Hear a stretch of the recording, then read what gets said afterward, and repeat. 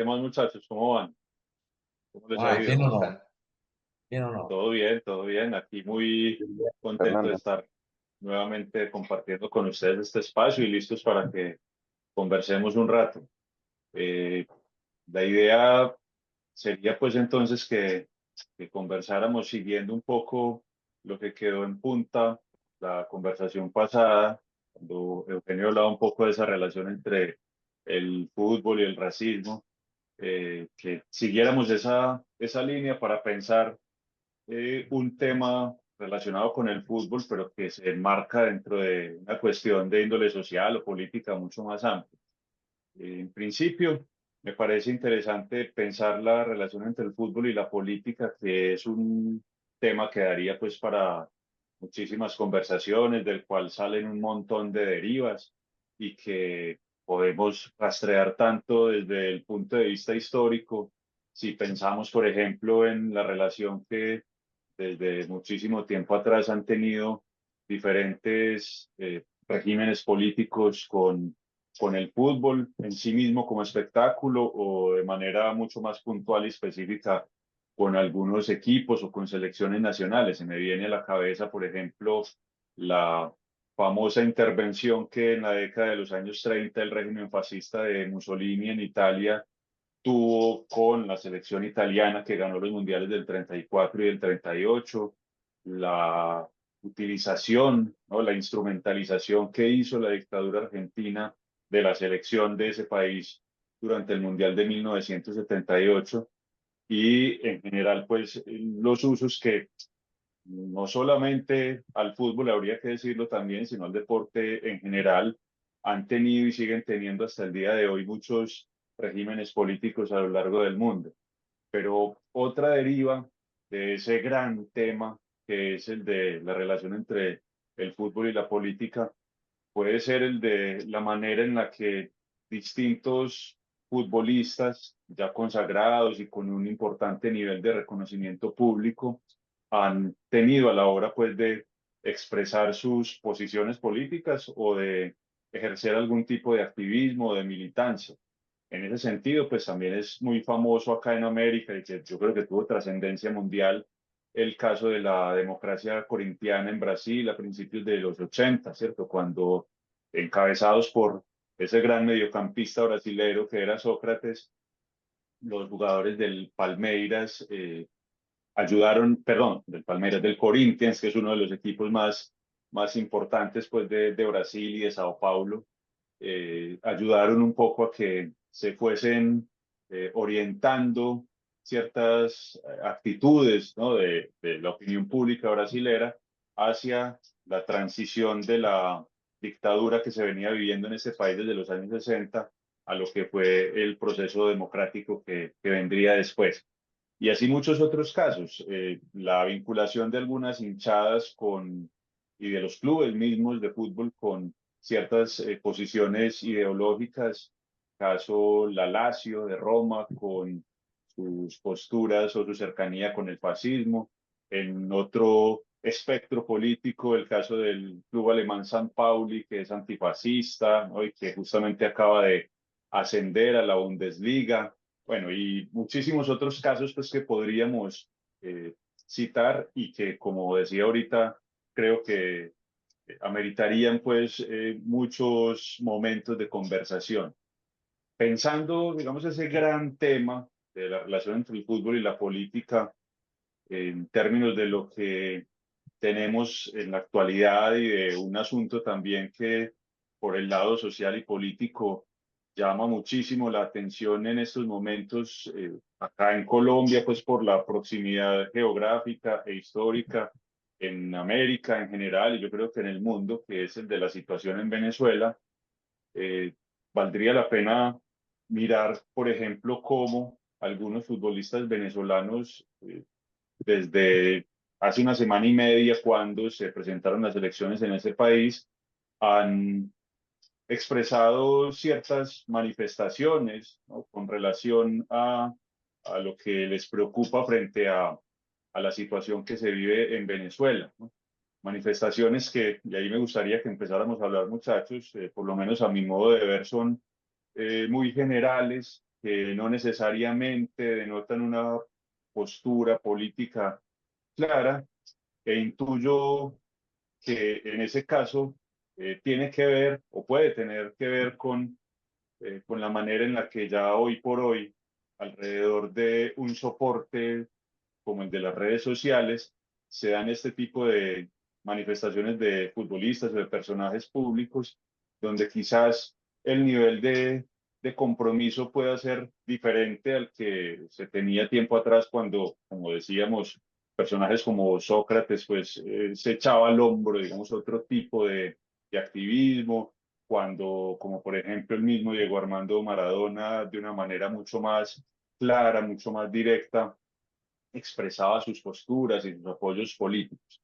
Hoy el tema pues de los medios de comunicación masivos y las redes sociales llevan, me parece a mí, a que ese tipo de posicionamientos pues sean mucho más genéricos y estén mucho más relacionados con la idea pues de generar tendencias en las redes a partir de esas posiciones un poco ambiguas sin que ello implique necesariamente, digamos, una participación directa de, en este caso, los futbolistas. Pero más allá de eso, me gustaría pues que empezáramos a conversar y me gustaría escucharlos a ustedes y saber si estuvieron al tanto pues de algunas de esas declaraciones de los futbolistas venezolanos y qué piensan al respecto, muchachos.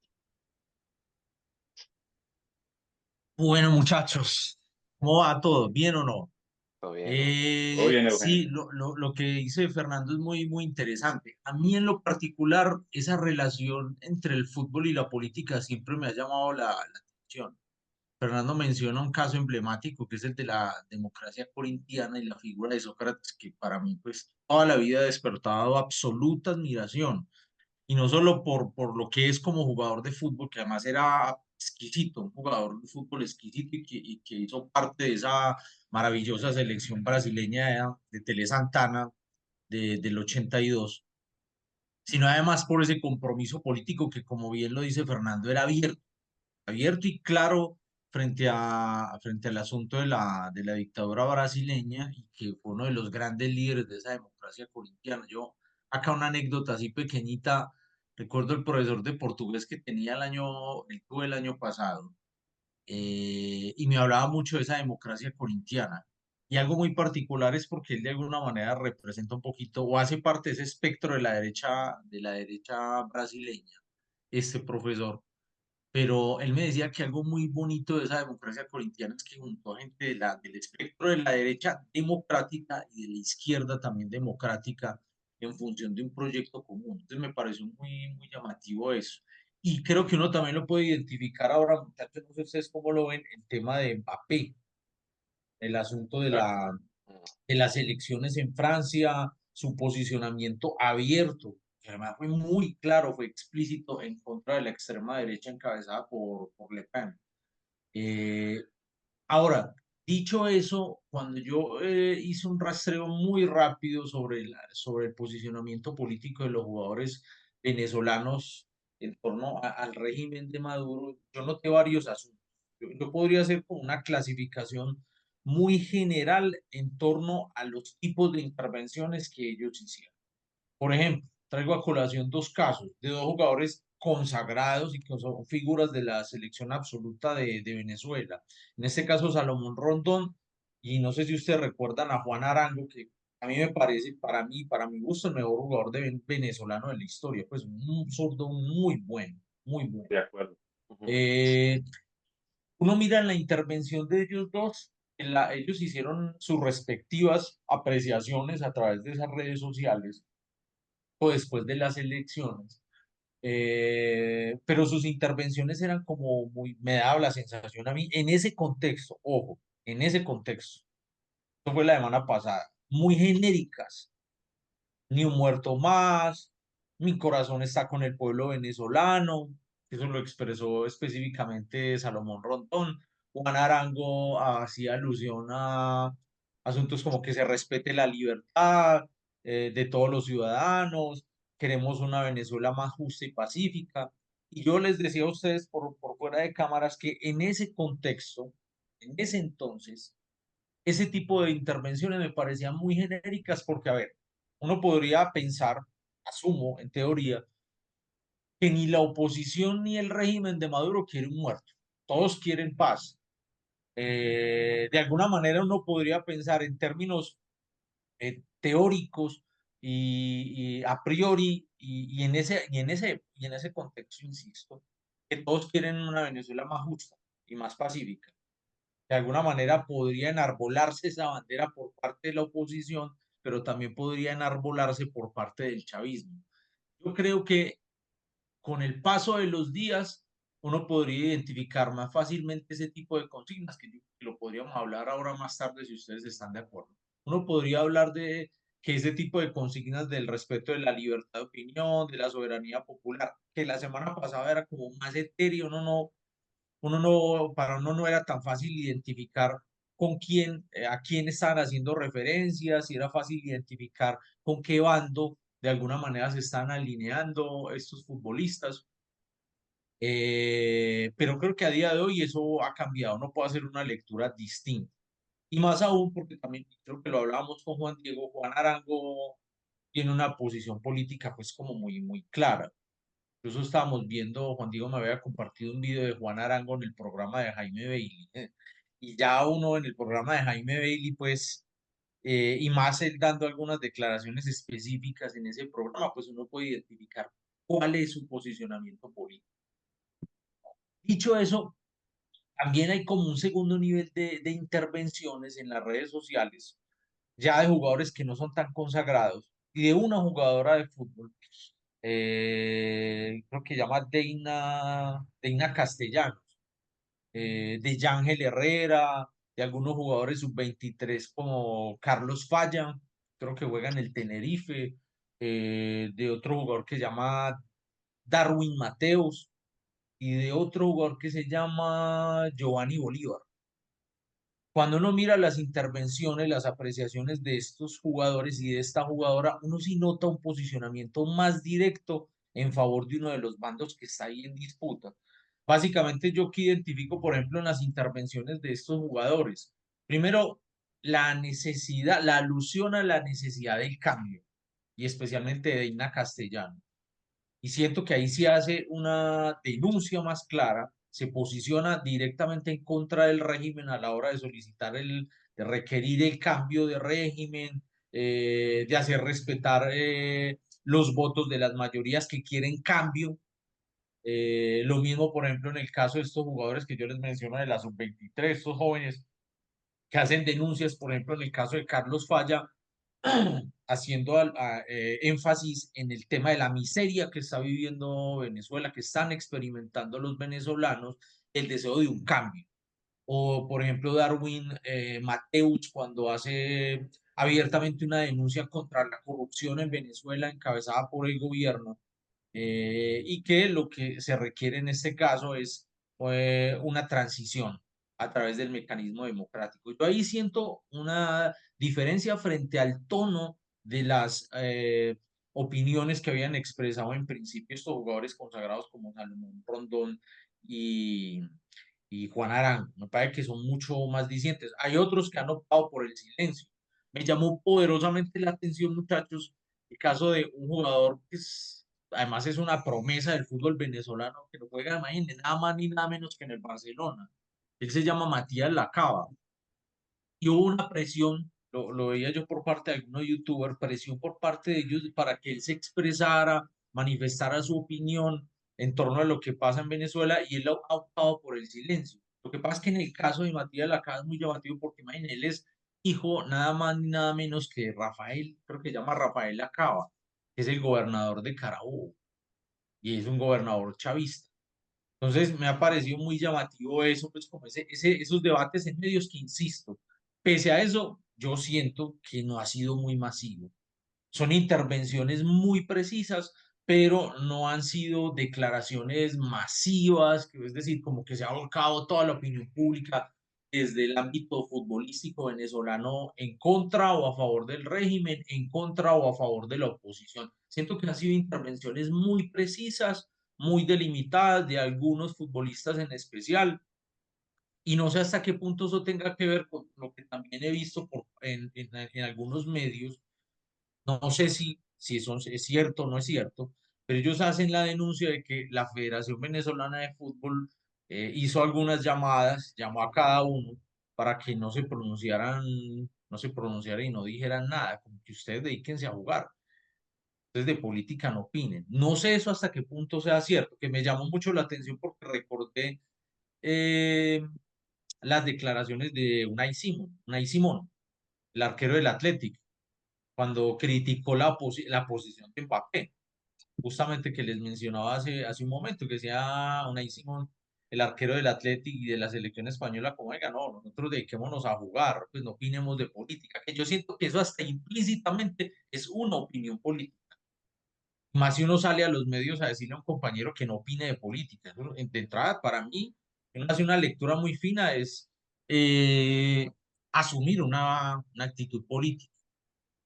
Más allá de eso, yo creo que cada jugador de fútbol es dueño de sus silencios y de sus palabras, de sus opiniones. Yo no sé, yo les voy a ser sinceros, muchachos. Este tema me parece que es candente, este tema está en la cresta de la ola, hace parte de la coyuntura política y siento que nos interpela a todos, muchachos. Nos interpela a todos no solo porque Venezuela es un país vecino, un país hermano, sino por la cantidad de venezolanos con los cuales uno interactúa cotidianamente. Entonces, siento que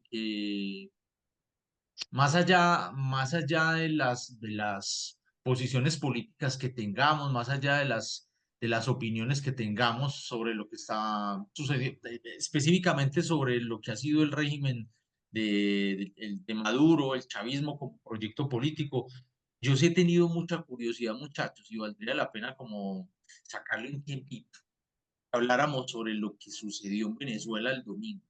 Me gustaría preguntarles a ustedes. ¿Qué opinan ustedes?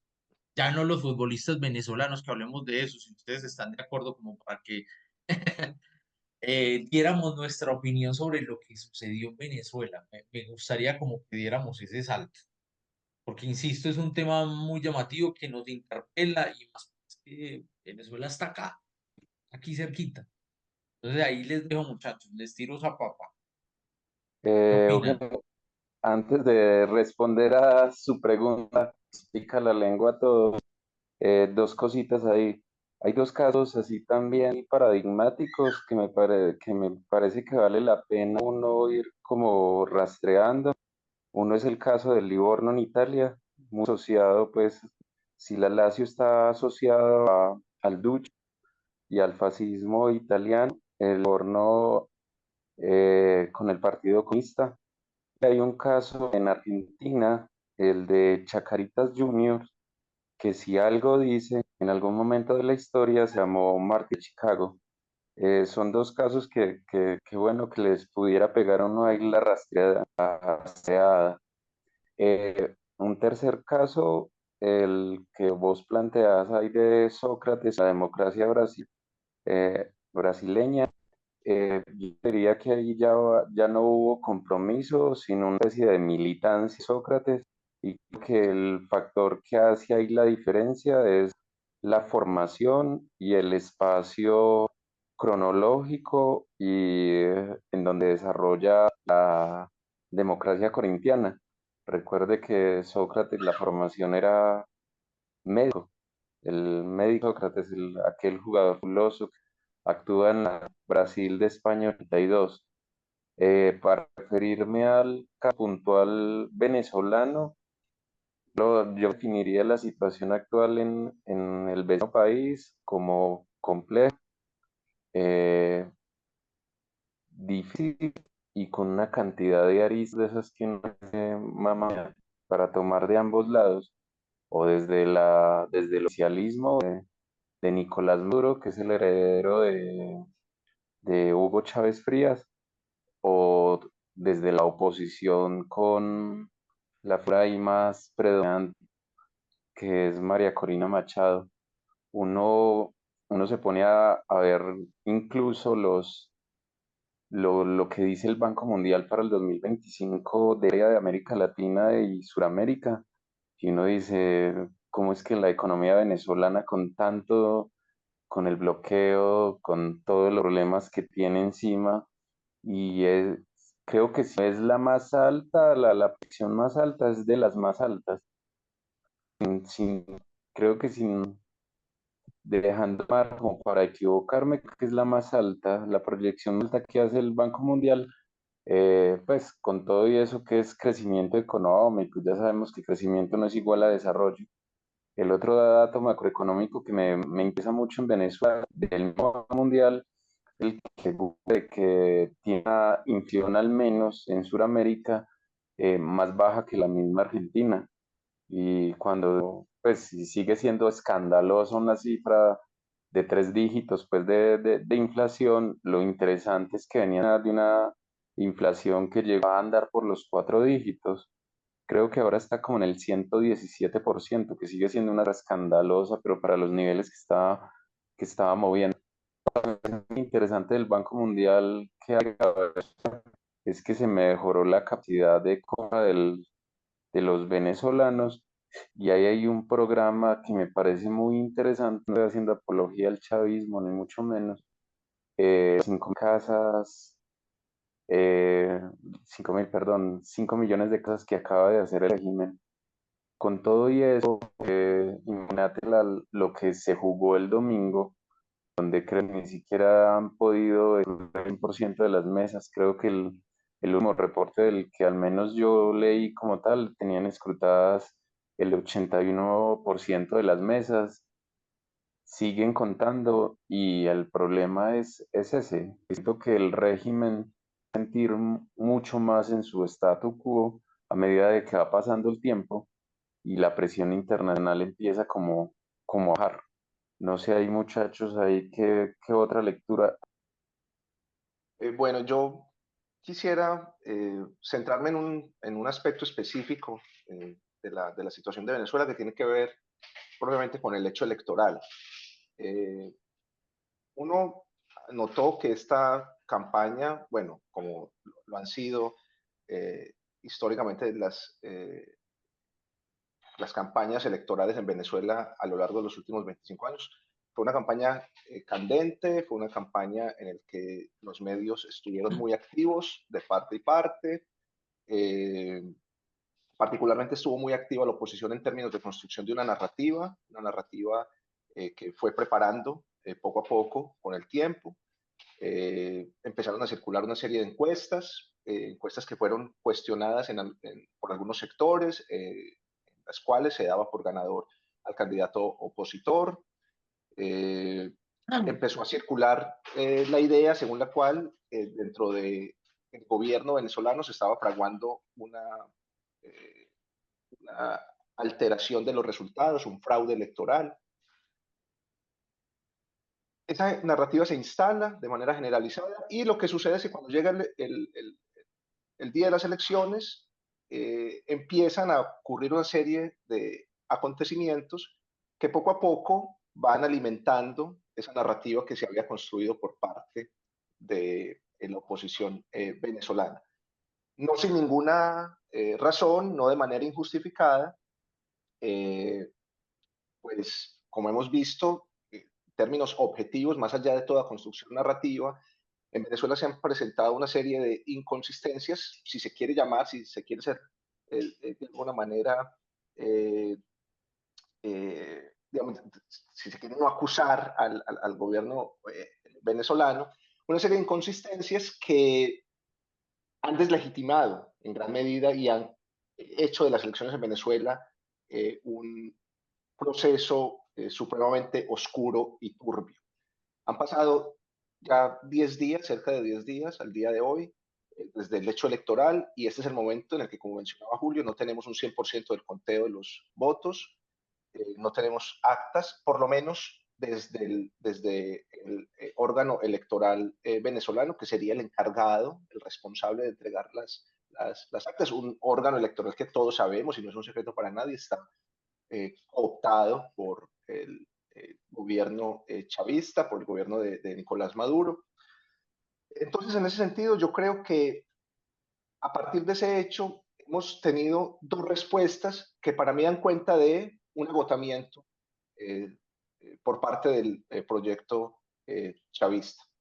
De un lado, tenemos una oposición que se ha encargado de entregar una serie de pruebas que pueden ser cuestionables, que pueden ser puestas en duda, claramente, pero que a pesar de que pueden ser cuestionadas y pueden ser puestas en duda, pues no, y me refiero a las actas específicamente que han publicado, de ninguna manera han sido desvirtuadas por parte de quien podría desvirtuarlas, de quien tendría la obligación de desvirtuarlas. La oposición se encargó de publicar una gran cantidad de actas, pues entiendo yo, correspondientes a ese 80% de los votos que se habían contabilizado. Y hasta el día de hoy simplemente se ha escuchado que son falsas, pero digamos, por parte del gobierno y algunos medios que están en contra de la oposición, pero de ninguna manera hemos visto que el gobierno haya presentado los datos que permitirían desvirtuarlo.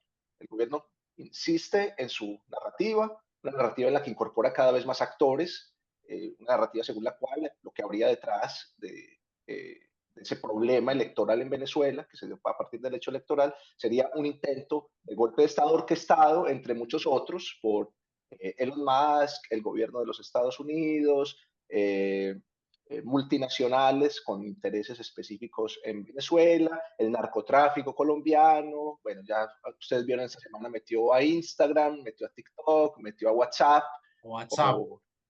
como actores directamente que están vinculados con un intento de golpe. Entonces me parece que lo que ha tratado de hacer el gobierno venezolano es, ante el hecho bruto, no entrega de resultados consolidados, no entrega de totales consolidados, no entrega de actas, ha sido construir una narrativa que antes que aclarar la situación, lo que hace es oscurecerla cada vez más. La única manera, pienso yo, en la que el gobierno venezolano podría responder ante esos hechos es a través de hechos. Es decir, no vale relato, no vale relato. Tiene una obligación de entregar el CNE, de entregar unos resultados al 100%, tiene que entregar datos frente a eso. Entregar los resultados, cosa que no hizo, o explicar por qué no los entrega. Desde el gobierno de Maduro se insiste en la narrativa de, nuevamente, parte de esa idea de la orquestación del golpe de Estado, de un hackeo que se hizo respecto al sistema. Un sistema que se encargó la retórica chavista durante los últimos 20 años de explicarnos que era completamente impermeable. Un sistema de voto electrónico que no tenía, según decía el mismo chavismo, ningún tipo de riesgo de ser intervenido. Ahora resulta que el sistema electrónico sí es un sistema permeable, según la misma retórica del gobierno chavista. Pero más allá de eso, el gobierno no es capaz de entregar hechos que demuestren que efectivamente hubo un hackeo o un intento de hackeo. No se dice en qué momento fue el hackeo, no se dice si fue en el momento del conteo, porque si tienen resultados de un 80% es porque pudieron hacer conteo. No se dice si fue un problema de difusión. No se dice nada de los servidores en donde están guardadas los respaldos, las copias de la información, que como todo sistema, y un sistema de esta magnitud, claramente tiene que tener un sistema de almacenamiento. Entonces, lo que veo yo es una serie de vacíos e inconsistencias que el discurso chavista intenta llenar a partir simplemente de narrativa. Yo entiendo que lo mediático en este tipo de situaciones, y como ha sucedido a lo largo de los últimos 25 años, marca diferencia, que hay intereses, eso para nadie es un secreto, detrás de la oposición existen intereses específicos, claramente, particulares, privados, eso no tiene ninguna discusión. Y los medios, obviamente, tienen tendencias, tienen posicionamientos particulares frente a lo que sucede en Venezuela. Hablo de los medios internacionales en su mayoría. Pero más allá de esa construcción que se pueda elaborar por parte de los medios y más allá de esos intereses que existan en términos digamos, de sacar provecho frente a los recursos venezolanos, cooptar nuevamente el Estado, ponerlo al servicio de intereses privados. Más allá de esa retórica, el gobierno venezolano no ofrece absolutamente ninguna prueba, ningún hecho, absolutamente nada de lo que ha hecho a lo largo de los últimos 10 días, dan cuenta de que efectivamente hubo una justificación en términos de lo que ha sido el incumplimiento institucional, incumplimiento que pone en duda y, bueno, digamos en duda nuevamente para ser condescendientes, pone en duda la transparencia del sistema democrático venezolano y que no genera ningún tipo de garantías, por ejemplo, frente a propuestas que han, lo hablaba ayer con Eugenio, propuestas que han salido a la luz de quizás repetir las elecciones en Venezuela, cosa que a mí no sé qué tan viable me parezca, dadas las condiciones, dado el antecedente.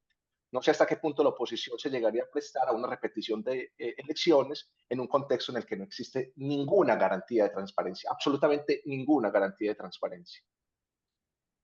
Yo creo que no sería pues en este momento, porque me parece viable repetir las elecciones justamente porque esa falta de transparencia y garantías en cuanto a lo que ha sido el escrutinio eh, después de la elección ha terminado justamente por reforzar el discurso que de antemano venía preparando y venía poniendo en juego la oposición. No quiero decir acá, pues, y no estoy defendiendo la postura de la oposición, no quiero decir que necesariamente tengan razón en cuanto a lo que representan políticamente, sino que la sensación que me da a mí, viendo lo que ha sucedido en los últimos 10 días, en la última semana y media, es que justamente la actitud del gobierno venezolano, la manera en la que se ha eh, ensuciado todo el proceso de conteo de votos, termina dándole, al menos en un plano discursivo, la razón a ese discurso que de antemano venía preparando la oposición. Si bien es cierto, como dice Juan Diego, que hay una, digamos, una relación que no deja de ser problemática entre lo discursivo y lo que marcan los hechos de la realidad, ese discurso de la oposición que previamente se venía preparando, en términos pues de la poca transparencia, y es justamente esa falta de transparencia, me parece a mí, la que termina dándole a vida a una mayor legitimidad del discurso de la oposición a partir de lo que ha sucedido luego de las elecciones. Entonces, a mí sí me parece que ahí hay un problema en términos de lo que significa esa discursividad o lo que representa pues la construcción de discursos y narrativas y lo que representan los hechos puros y duros de la realidad, ¿no? Y en esa tensión, en ese juego, me parece a mí que termina saliendo fortalecida la postura de la oposición tras lo que ha sucedido los últimos días en Venezuela, y ahí es donde justamente pienso yo también que declaraciones como las de los futbolistas venezolanos, por ejemplo, terminan siendo, con intención o sin intención, parte, ¿no?, de esa legitimación de la postura de la oposición en el periodo postelectoral. Pero Fernando, mira qué paradoja. Mientras se fortalece y se legitima desde esos discursos la posición de la oposición, mira que en el poder sigue estando oficialmente y legalmente el chavismo hasta 2030, no tenga mucha legitimidad. Entonces parece como una paradoja. Mientras se legitima el discurso de la oposición, yo sigo detentando el poder. Entonces es como la gran paradoja. Y ¿sabe qué creo ahí, Fernando? Que le está jugando en contra de la oposición en este momento. Una cosa que se llama tiempo. A medida de que vaya pasando el tiempo, va a bajar la presión no solo nacional e internacional, y creería que ahí sí está chavismo hasta el 2030. No sé, muchachos, ¿ustedes qué opinan? A ver, yo me inclino un poquito más por la posición de Fernando y de Juan Diego. Yo planteo como varios asuntos. Uno, en torno a la construcción de narrativas. Y segundo punto, el tema del telón de fondo, que son esos hechos que son los factos, que son los hechos incontrovertibles. Frente al tema de las narrativas, es claro Es evidente que la oposición ha venido construyendo una narrativa que ha venido, entre comillas, ambientando el triunfo de Edmundo González. Y no solamente a partir de los presuntos resultados de las elecciones del domingo pasado, que supuestamente hubo una gran ventaja en favor de Edmundo González, sino que esa narrativa, como dice Juan Diego, ya la venían construyendo desde tiempo atrás. Pero adicionalmente, el propio chavismo en cabeza de Maduro también venía construyendo una narrativa desde tiempo atrás en torno a un presunto golpe de Estado. Entonces escuchan el discurso de Maduro, todo gira en torno a un presunto golpe de Estado. Incluso ya está amenazando con encarcelar a algunos opositores. Entonces, como una pugna de narrativas que se han venido contraponiendo a lo largo de las últimas semanas, desde antes de las propias elecciones, pero que siento que tiene un telón de fondo y es un hecho también incontrovertible. Fue lo que sucedió el domingo pasado en torno a las elecciones presidenciales. Yo, por lo menos, no estoy en posición de hacer un juicio de valor contundente de si hubo o no hubo fraude en Venezuela. No, no quiero incurrir en un juicio muy apresurado en torno a esos hechos. No tengo los elementos suficientes, no tengo material suficiente para hacer una aseveración al respecto. ¿Qué sí puedo decir? Como si fuera, y lo hablamos en estos días con Juan Diego, como si uno fuera un extraterrestre y llegara acá a la Tierra y uno viera lo que está pasando ahí en ese contexto. Es evidente que hay falta de transparencia y quien está obligado a mostrar transparencia en esos comicios electorales es el gobierno de Venezuela. Entonces, insisto, más allá de afirmar si hubo o no hubo fraude, hay una ausencia de transparencia a la hora de brindar la información suficiente que sea capaz de, de eliminar cualquier tipo de duda al respecto de los resultados que se dieron el domingo pasado y que dieron como vencedora a Nicolás Maduro. Hay un asunto con el tema de las actas, muchachos.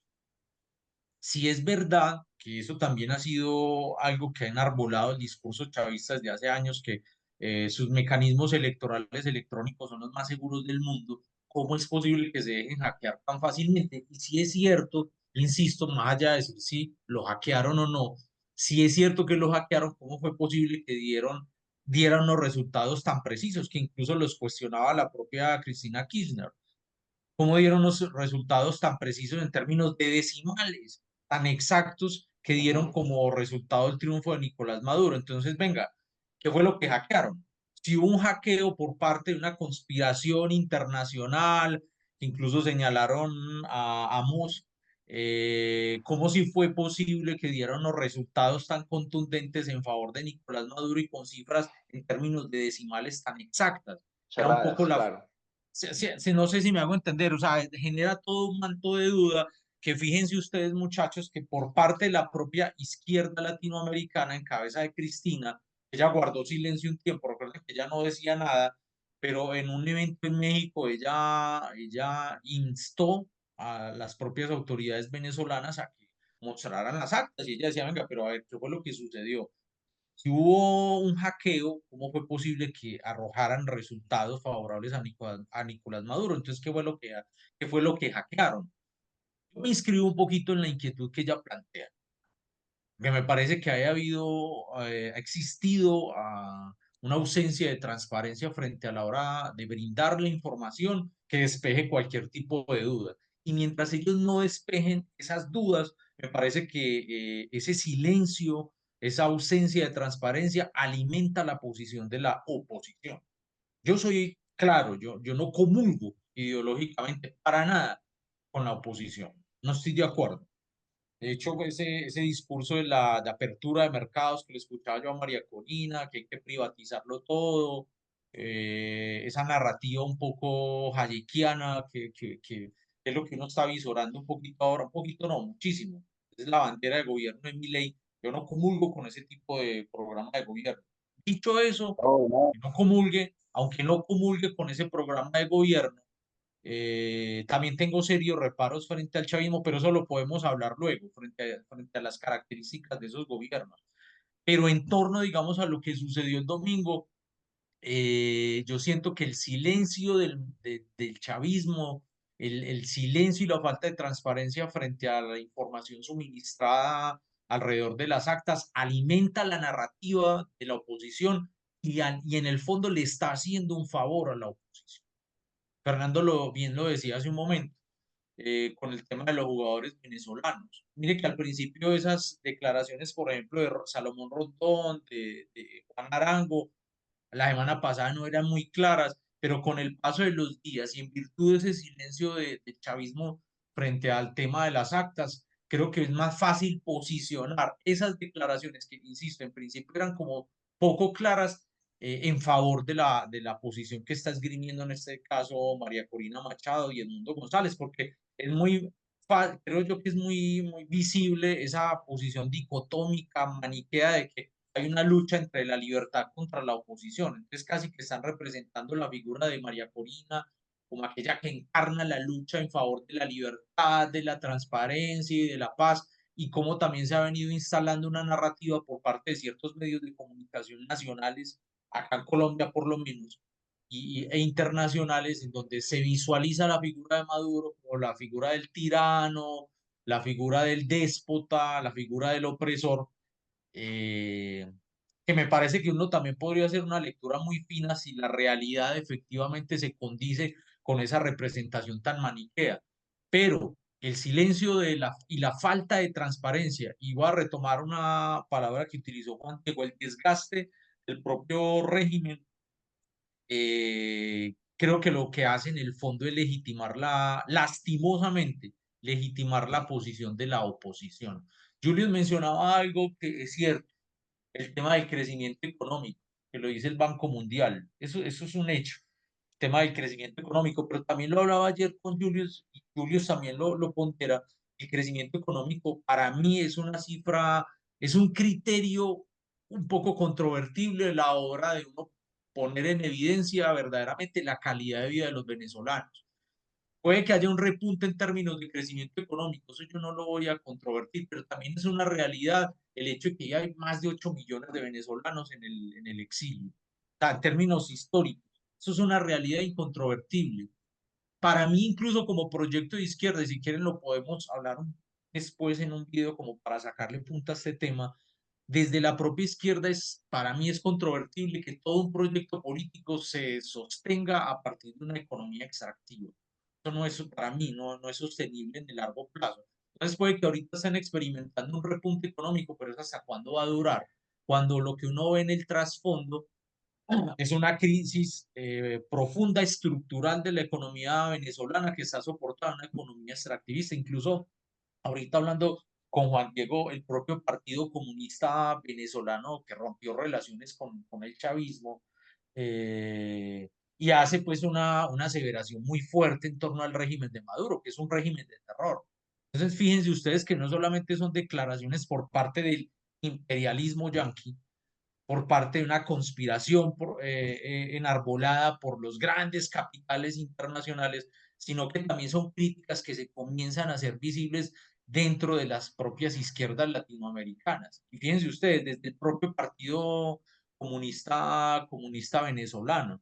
Entonces, a mí lastimosamente, yo soy sincero, yo tenía mucha fe a Chávez en principio, no les voy a negar eso, y acá siento posición, pero siento que en estos momentos el régimen está muy desgastado, y ese silencio y esa falta de transparencia lo que hace es fortalecer a grandes rasgos para mí la narrativa de la oposición y a nivel continental la narrativa de la extrema derecha, legitimar la posición de la derecha continental. No sé ustedes cómo la ven, muchachos.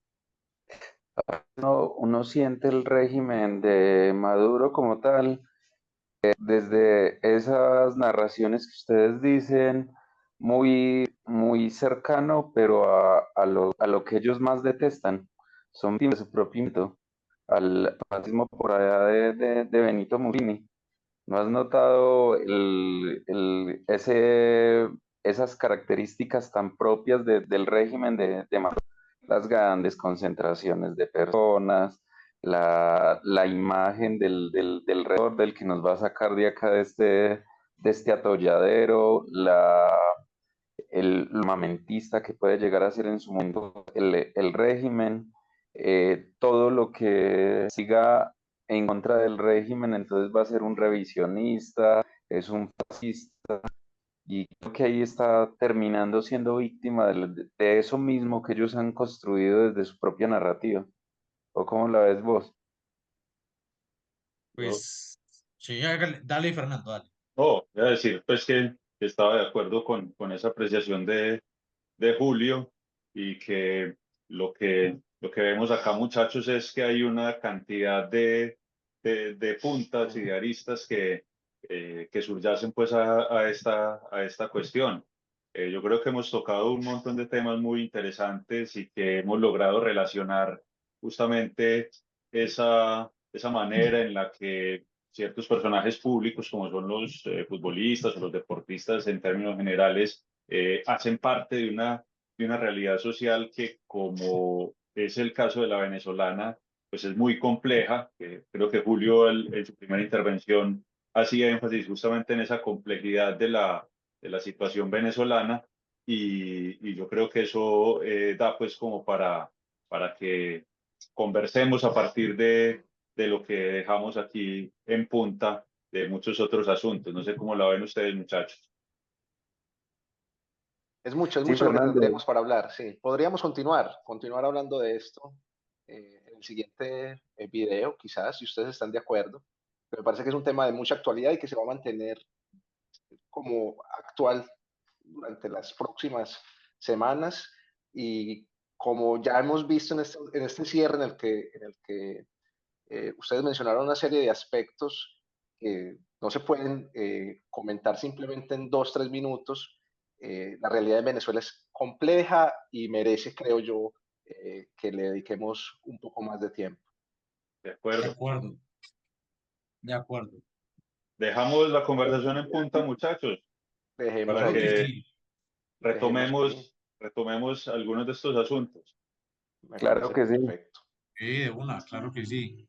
Bueno, muchachos, como Muchachos, siempre, un placer conversar con igualmente. ustedes. Bueno, Ahí nos hablamos. vemos. Igualmente, Chao, Chao. Fernando. Chao, chao. gracias.